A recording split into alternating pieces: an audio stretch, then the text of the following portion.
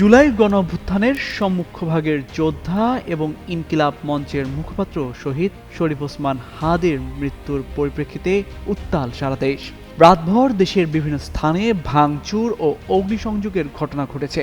এ নিয়ে সামাজিক যোগাযোগ মাধ্যমে একটি পোস্ট করেছেন বিএনপির মহাসচিব মির্জা ফখরুল ইসলাম আলমগীর। এমন ঘটনার তীব্র প্রতিবাদ জানিয়ে পুরো ঘটনার দায় সরকারকে নিতে হবে বলেও হুঁশিয়ারি দেন বিএনপির মহাসচিব।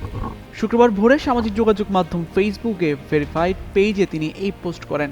সেখানে লিখেছেন, বাংলাদেশ স্বাধীন সার্বভৌম দেশ।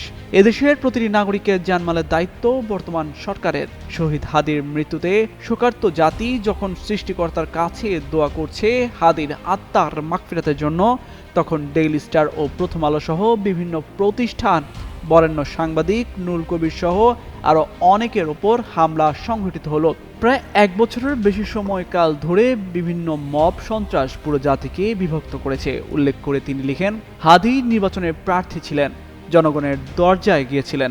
নির্বাচন হবে, বাংলাদেশে একটি গণতান্ত্রিক জনগণের সরকার প্রতিষ্ঠিত হবে ইনশাআল্লাহ। হাদির আততায়ীর বিচার এবং প্রতিটি মব সন্ত্রাসের বিচার করতে হবে।